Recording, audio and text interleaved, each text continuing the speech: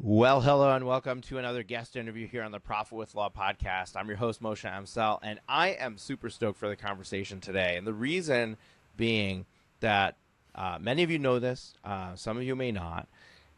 The mission statement of my business is to empower all people with wealth creation so that this and future generations can lead a better life. And the reason we have that mission statement is because of how I came about to running my business, which I was going through a divorce in '06. I was in IT. I was really good at what I did.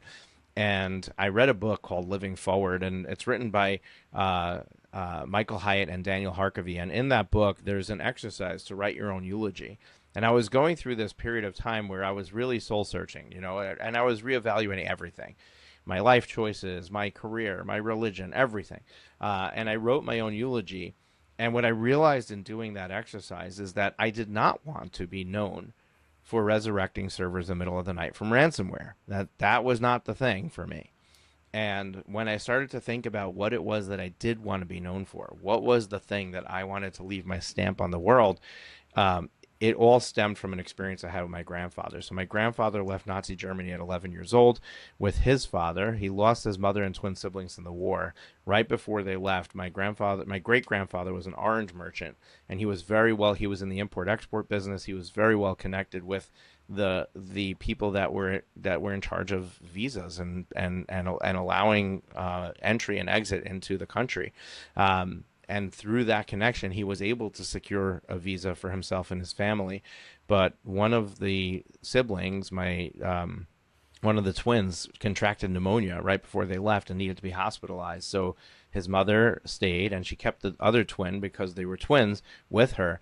So my grandfather left with his father, and unfortunately, that was the last opportunity to leave, and his mother and twin siblings perished in Auschwitz in the Holocaust.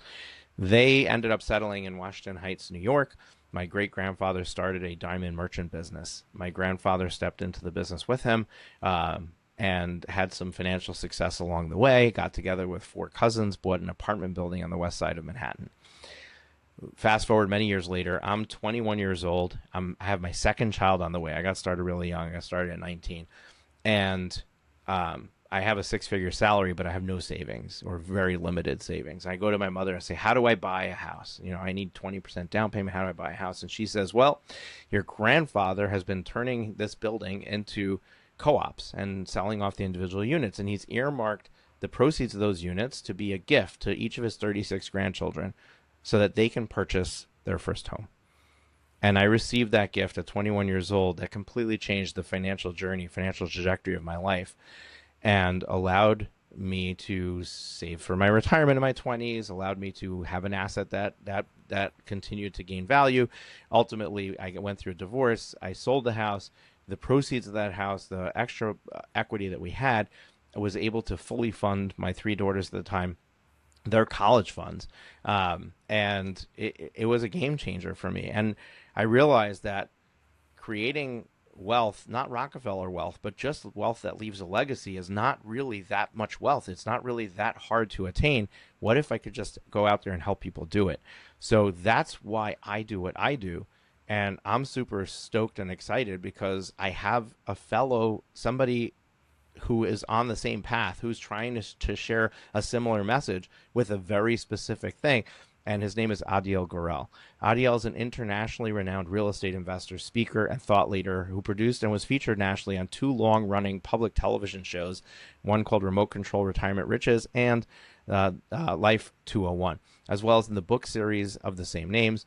Adiel has been featured on Fox Business, ABC, NBC, Fortune, Entrepreneur Magazine. You've been featured on a lot more things than me, and has the air of Silicon Valley. We're going to have to change the bio now. Featured on the Profit with Law podcast, having lectured at Stanford, Cisco, Facebook, Intel, Microsoft, and Berkeley. He TEDx talk. He TEDx talk has garnered more than his TEDx talk. I'm reading off a paper here. Clearly, his TEDx talk has garnered more than 1 million views, and he has also been regularly featured in local San Francisco Bay Area and Los Angeles area media. Adiel, welcome to the show. It's a pleasure to be here, Moshe. All right, so I mean, let's jump into this, right? Like you've got some secret stuff, right? Remote control, retirement riches, and Life 201, and you speak on a specific wealth building methodology. You told me in the green room something interesting, which is that there's one. I'm going to let you tell it. There's one place in the world where where anyone can build this wealth, but before we do that, can you just spend a couple of minutes telling our audience who you are? They want to understand who they're listening to. So give me a little bit of the backstory. You've been doing this for a long time, but how did you even step into it? What's your story? Well, there is a bit of a similarity to what you were telling about yourself. I'm actually a high-tech Silicon Valley guy by background. I'm an electrical engineer, and computer scientist. I did my graduate studies in Palo Alto, right there in Silicon Valley. Was living in Palo Alto. I taught, at the university, and then in the 1980s, I got my first job in Silicon Valley. Now, in the 1980s, we didn't have Google, we didn't have, Meta, no Amazon. So the place I really was hoping to get a job in was Hewlett Packard Labs in Palo Alto. That was the it place. I was fortunate enough to get a job there right out of the university. And two things happened when I got that first job in Silicon Valley. Number one, I was a young person, and Hewlett Packard paid me a lot more than Stanford did. Very similar to today, if a young person gets a job with Google, they say, oh, they're paying me very well, that kind of a thing. Number two, I was the youngest person in my research lab at HP, and there were people there who were in their 50s and 60s. So my logical mind, the engineer mind, just like you, with your high-tech background, made the assumption that they must be quite wealthy if they had been working there for 30, 35 years and getting paid so well. But once I got to know my colleagues socially, I realized no, they were not wealthy. Very typically, they owned their own home and a 401k. That was it, after 30 years.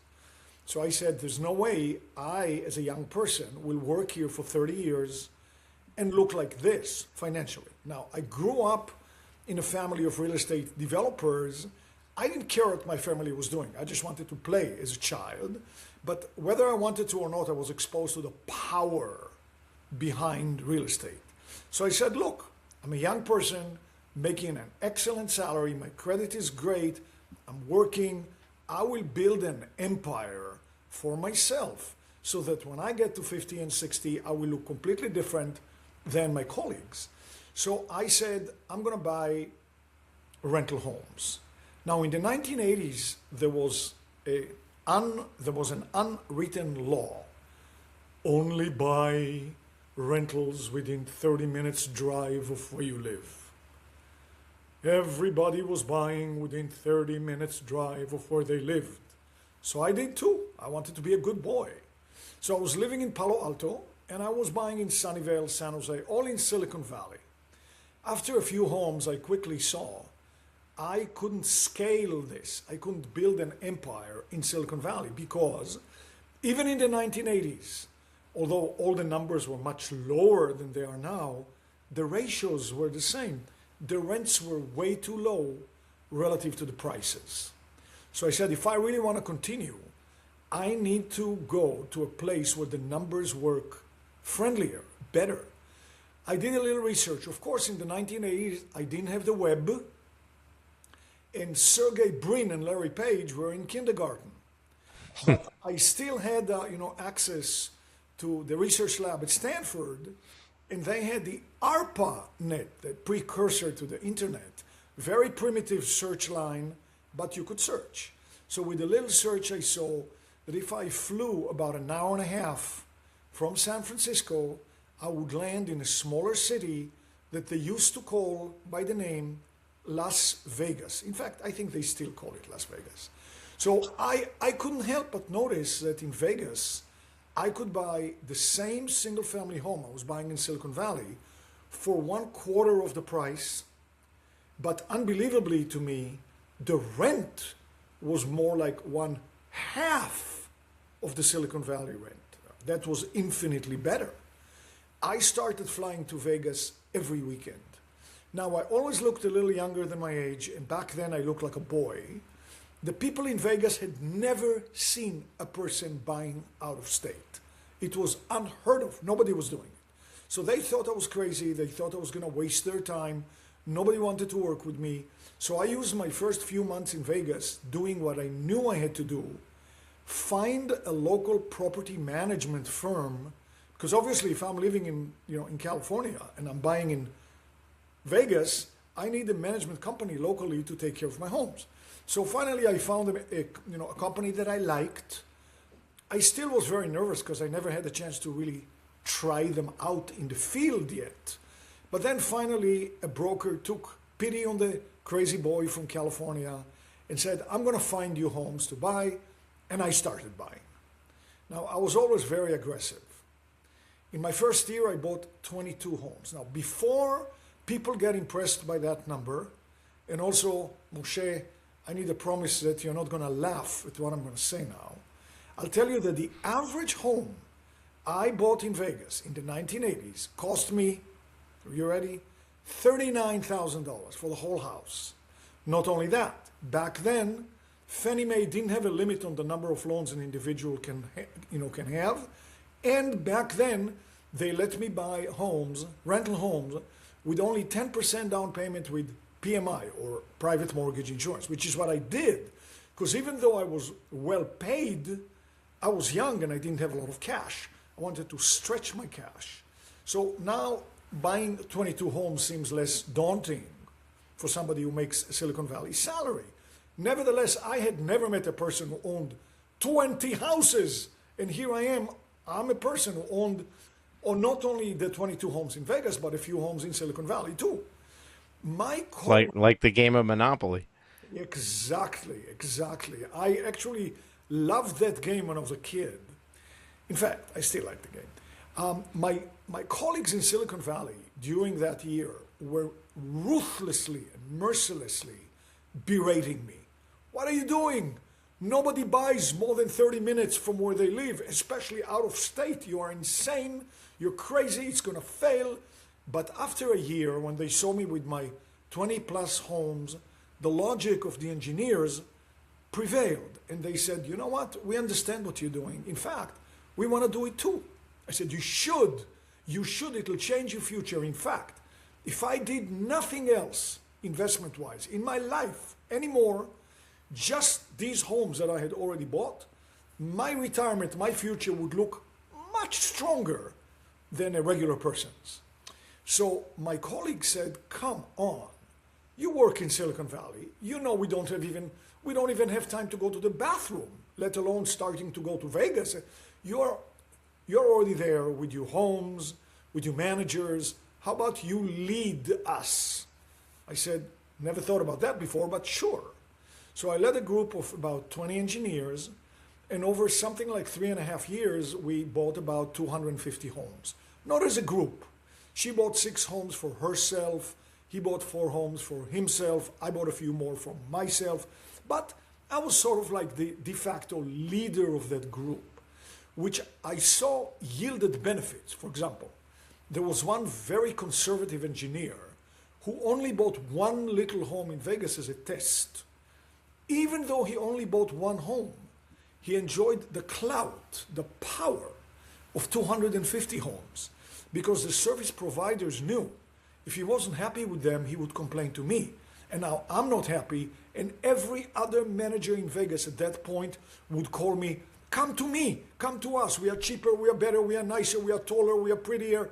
Who doesn't want to manage 250 homes, let alone the many more we may still buy in the future? I started enjoying this much more than my high-tech life. Also, because it was so unusual at the time, I started getting invited to give lectures about it all over the San Francisco Bay area. In one of my lectures in San Francisco to an investment group, unbeknownst to me, there was a reporter for the San Francisco paper. Sunday paper, big article about me, and all of this. That led to an interview on the NBC Morning News. I realized I like it much better than my high-tech life. I'm helping myself build a very strong future. I'm helping my friends, and others. It grew. So I eventually dropped my entire high-tech career, even though I had invested so much in school and graduate school and teaching and everything and research. And I formed our company. And in the past 40 years, my investors bought more than 10,000 rental homes in about 30 markets in the United States. Principle is very much the same as we did in Vegas, except now we have cities where we bought 1,000 homes. We even have one market where we bought more than 3,000 homes over 21 years, but the principle remains the same. A few years into the game, I made a little tweak, only buying brand new homes. There's a reason for it, and I have an article that I wrote for Investment Magazine, Why New Homes. I'll be happy to share it with anyone if they want to.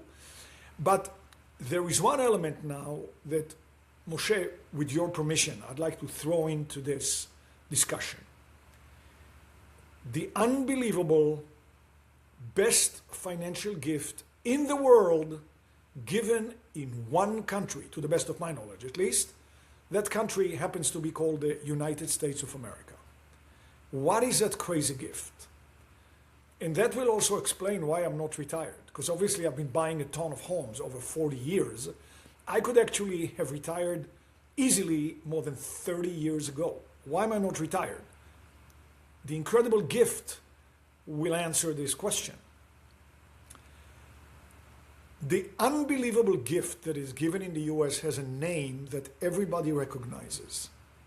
Everybody knows, but no one thinks about what it really means except for one person who was in touch with me in 2012 by the name of Warren Buffett. He got it before I explained it. Nobody else does. What's the name of this gift? Well, the name is the 30-year fixed rate mortgage. So clearly, your listeners are saying, what? Well, everybody knows about, come on, that's not new. Leave us alone with this. Okay. To best illustrate why it's an unbelievable gift, let me show you what happens when I get invited to speak in Europe. I tell the Europeans, my Americans can get a loan called 30 years fixed. The Europeans say, well, what does that mean? I said, well, like the name implies, the monthly payment, principal and interest, is always fixed, never changes, doesn't matter what the cost of living is, what inflation is, it is always fixed. And in addition, the loan balance, how much you actually owe, even though it drops down every month a little bit with the principal payment that you make, also doesn't track the cost of living. The Europeans react in a very harsh manner. I get things like, sorry, sir, you clearly don't know what you're talking about. I can't believe I drove 100 kilometers to hear you speak. This is complete garbage, and we're going to prove to you that this is garbage using logic. Here we go, they say. You have inflation in the US, right? Right. You always do, right? Yes. Sometimes it's lower, sometimes it's higher, but it's always there, right? Correct. 40 years ago, when you bought a postage stamp, it cost 4 cents. Now they're talking about moving it up to 82 cents. Crazy. 40 years ago, you went to the movies in San Francisco for $2. Now it's $16. If you go to Whole Foods today and you buy a beautiful organic avocado, it's going to be $3. You know, we know, everybody knows, in 10 years, it's very likely to cost $6 because of inflation. How is it ever possible that in this continuously inflationary environment where the cost of everything goes up all the time because the dollar's buying power gets weakened by inflation and you need more dollars to buy the same amount of goods, somebody is going to be moronic and stupid enough to give you the only one thing in the US economy never to budge while everything else goes up and up? If that were true, inflation would become your best friend. It would decimate the real value of your loan month after month, year after year, and you're not going to need to wait for 30 years. We think in 10 to 14 years or so, your loan's going to be so tiny you will have built so much wealth. It would be the biggest financial gift in the world, but it's not possible because it's too good to be true. Therefore, you're an idiot and you don't know what you're talking about. We rest our case. Well, that's a very strong argument. So then I say, look, I see you have these great phones. Do you want to do a little search? They say, oh my God, you really have this insanity in the United States. A 30-year fixed rate loan. The next question is always the same. If the Americans can get this unbelievable gift that can build wealth, why don't they drop everything and run out to get as many of these as possible every day? My answer is always the same. I don't know, but I sure did. Because absolutely no American that I met, with the exception of Warren Buffett, has thought about what this means before I explained it. Once I explained it, it's trivial. I did not see it in my heart to retire 30 years ago, or 20 years ago, or this year, because this message is too life-changing. I have thousands of people who have retired powerfully, sent their kids to the best colleges in the country, became wealthy. I don't want to forsake sharing this tiny bit of info. My TEDx talk is only about this. Now, here is a typical story, and I have thousands of these. Get a call from one of my investors, and he says, remember me?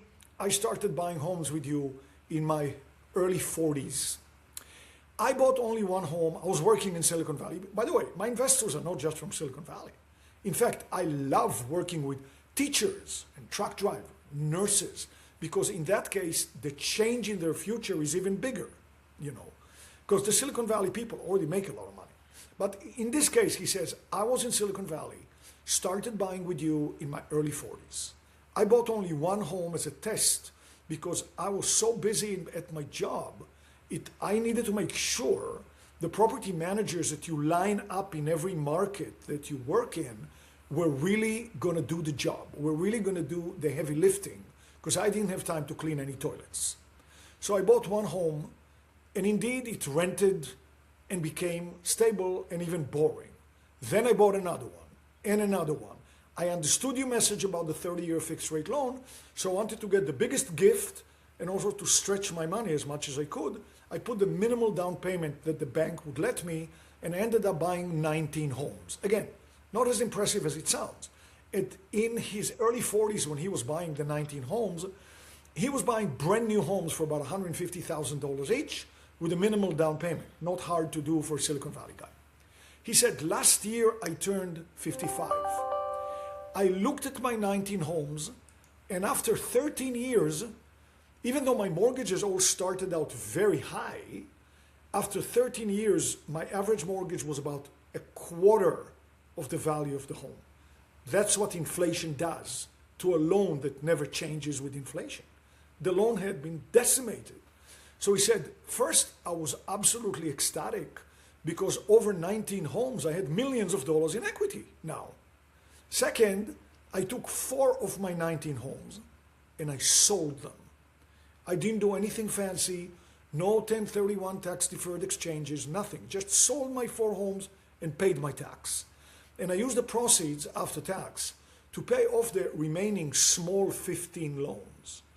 And with 15 free and clear homes, I retired from my Silicon Valley job at 55. Thank you so much, thank you. And then he says the one sentence that everyone says in the future, including me, and I bought hundreds. I should have bought more. So that's the story, that's all. Adiel, I just let you talk because there's nothing to interview. I mean, you have a great story, and I'm a big believer in everything that you shared. I believe that real estate particularly is one of the greatest investment opportunities that we have. I think the way that you frame it with the mortgage really helps to highlight that. I think that the piece that we didn't talk about is where the rent continues to increase even though your monthly payment stays the same, right? So the cash flow of the property continues to become better and better over time. So where when you first get into it, maybe you're not really getting much out of it financially as it goes, right? You're talking about it as the final wealth building tool, but the reality is you own that home for 10 years, and the rents are going to have gone up in lockstep with inflation, whereas your cost of keeping that property going has stayed the same, in that your mortgage payment is the same. Some things will adjust: taxes, the cost of your management fee, which is as a percentage of the rental income, but that the underlying cost of carrying that home stays the same, which means that you're creating more and more cash flow into your life, which that also has value. Maybe that propels buying more homes, or maybe it cash flows other things like putting your kids through college. So really amazing stuff. Now time flew. I was enamored by your story and how you shared it. And I'm sure our listeners are too, and our viewers, but, where, as we get into the tail end of this conversation, I know that you have an event coming up. I want to make sure that you have a chance to share that, because there's got to be people who are listening to this, looking at it and saying, hey, this sounds like something really interesting, something I should check out. So I want to give them the opportunity to do that. Also, if you can share one parting piece of advice or wisdom with our audience as a nugget or a takeaway for them to leave this show with, I'd really appreciate that as well. I agree with every word you just said. It's completely true. And I will add one thing. To harness the power of this gift called a 30-year fixed rate loan, you need to do it in a way that's smart. For example, I live in the state of California, and there are two states in the country, New York and California, where the laws don't favor the landlord in any way. Also, the prices are high. I don't invest in California. So when if somebody wants to listen to my TEDx talk, it's only 11 and a half minutes long. Go to YouTube, put my name, Adiel Gorel, and then put a TEDx. You'll find it right there. I say, we set up an infrastructure in many markets nationwide.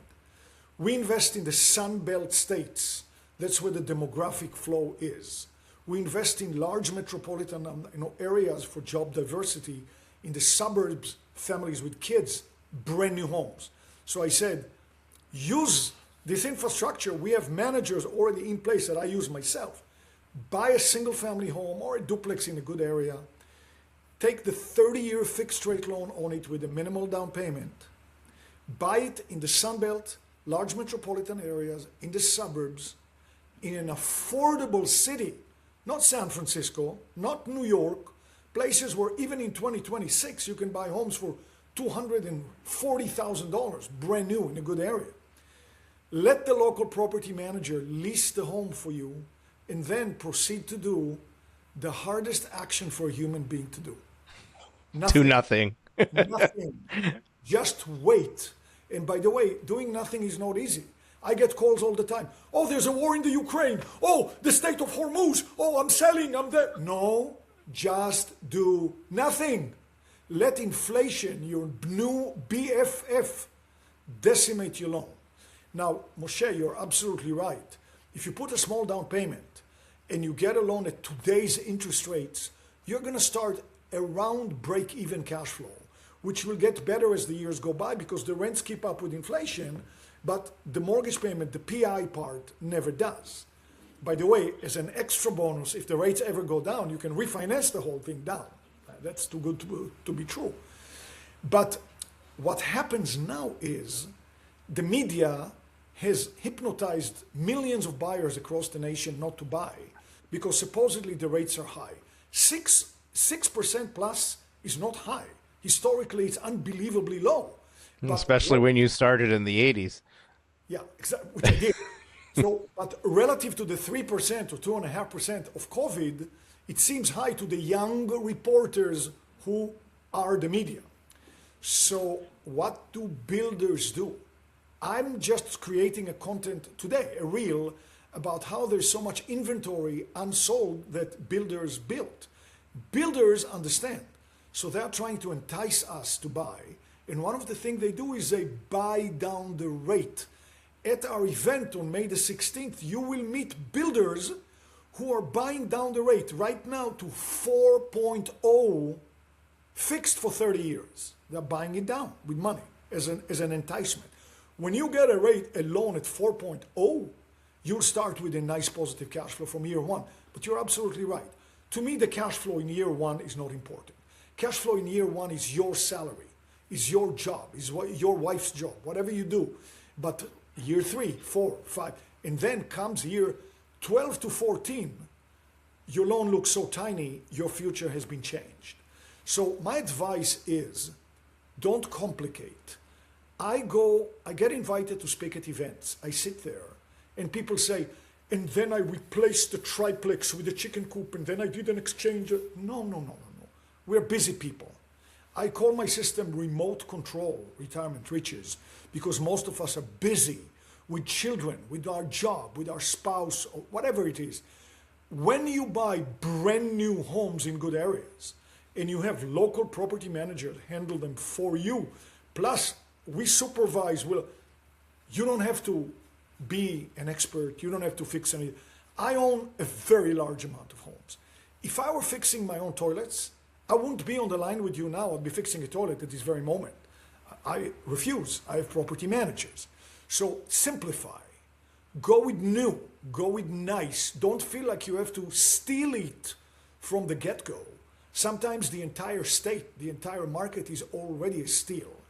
So just buy new, get the 30-year fixed rate loan and wait. And if you're not impatient, if you don't want to get rich quick in 1 year, in 10 years, 12 years, 14 years, your life will be transformed beyond any way that you really thought. So simplicity, and remember, doing nothing is a very powerful thing to do.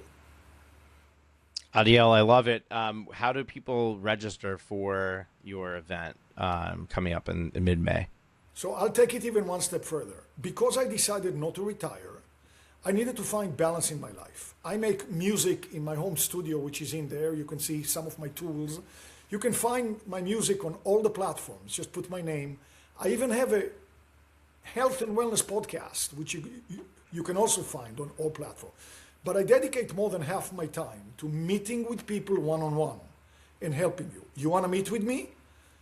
Send us an email at info@icgre.com. And they will set up a meeting with me personally, not my staff. I enjoy working with you and helping you. Register to our big event on May the 16th. It's free by Zoom from 10 a.m. to 2 p.m. Pacific. Go to our website, icgre.com, under events, and register for free. The event is in a couple of weeks. You're going to get a lot out of it, and I'm looking forward to seeing you. Awesome, Adiel. That's awesome. My team will link up the details on how to register for that event with the show notes for this episode. We're out of time, so going to wrap up the close real quick.